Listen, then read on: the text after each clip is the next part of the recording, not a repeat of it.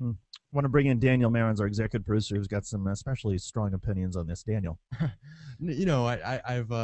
I guess I've admitted to using marijuana occasionally on this show in the past, and I guess anecdotally as a teenager, I found that just the idea that it was forbidden made it in some ways more alluring.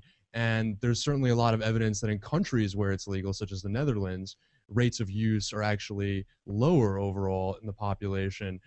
Couldn't would why don't you think that keeping it illegal altogether wouldn't backfire, similar to prohibition of alcohol in the 1920s?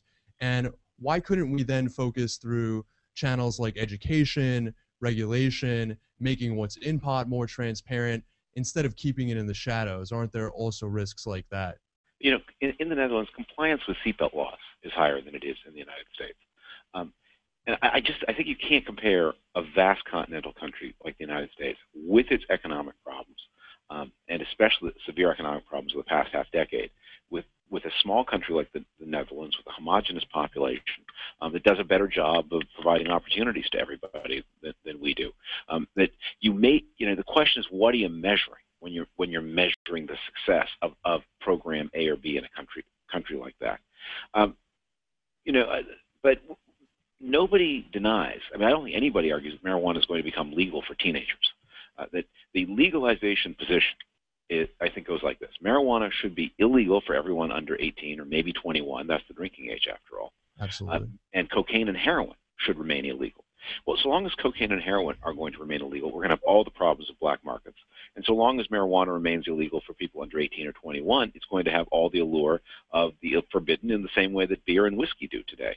So but they might be getting it from adults who are doing it in sort of a legal, more transparent, regulated setting. I mean, it seems like a stretch to say that it would be the same as cocaine and heroin in an environment where I'm it's just legal saying you for don't get. adults. I'm saying what happens is that the advocates tend to offer benefits that are only available from a much more radical scheme than the advocates themselves have in mind.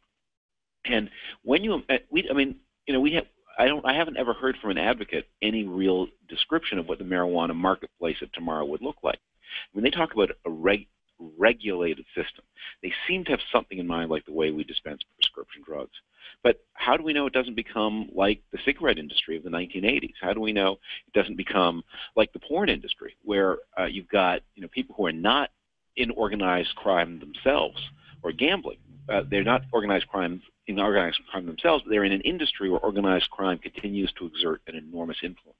Remember, we're going to have, by most people's advocacy, illegal cocaine and illegal heroin. So we're going to have black markets. We're going to have criminal organizations. Those criminal organizations now are involved in the marijuana trade. They may back off, or they may just set up front companies.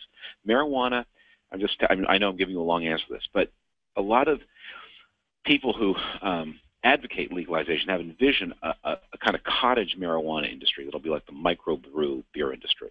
But marijuana has very high economies of scale, and it is not. There's no guarantee it's going to be made by lots of local makers, rather than in a few big plants controlled either by big industries or by people with ties to organized crime.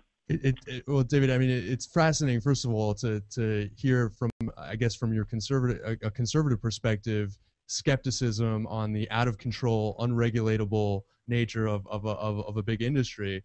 And I don't necessarily, and I say that as someone who maybe shares that skepticism in some ways and shares those concerns. In fact, we've had activists or really journalists. We had a journalist named Susie Cagle from the environmental blog Grist, and there's tremendous concern in extremely liberal circles about the environmental impact about industrial scale marijuana growing.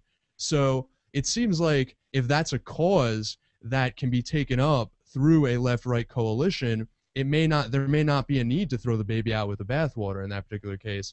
And one of the things I would also say is there are legislative mechanisms of addressing this issue. For instance, by allowing for people to grow it in their homes and cracking down severely on sort of these large, currently black market scale operations.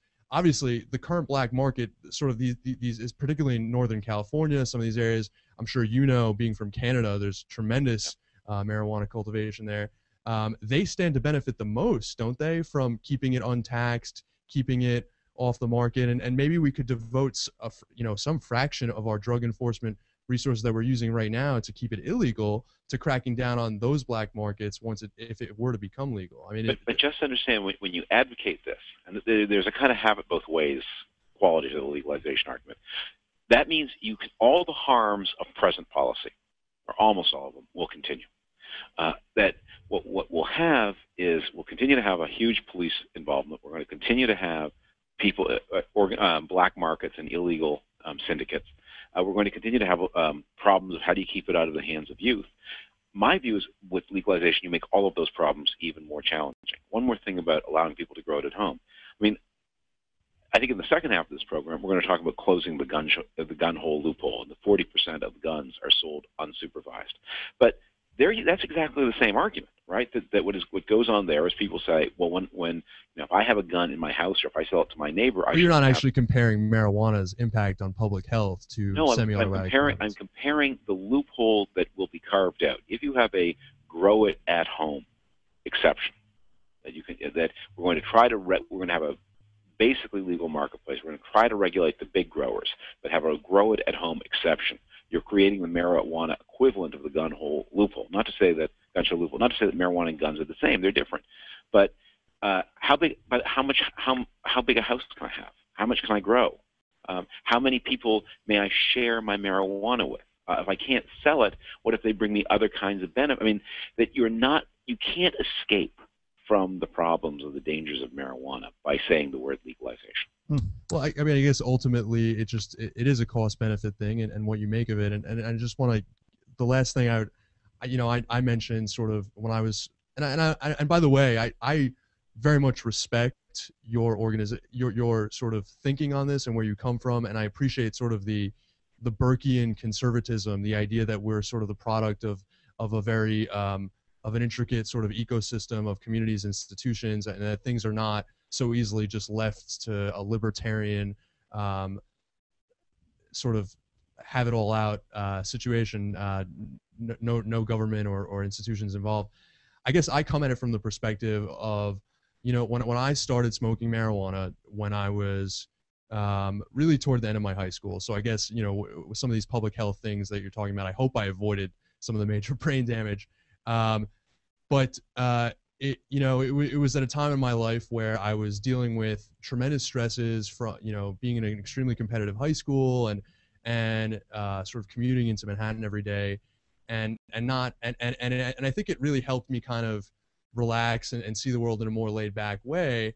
And I guess what I'm thinking is maybe something that we could all agree on is that American kids face a lot of stress, and if we want to sort of take away some of the incentives to seek these alternative methods of recreation, maybe we also need carrots and not just sticks. And looking at sort of looking at it from that perspective. And I wonder.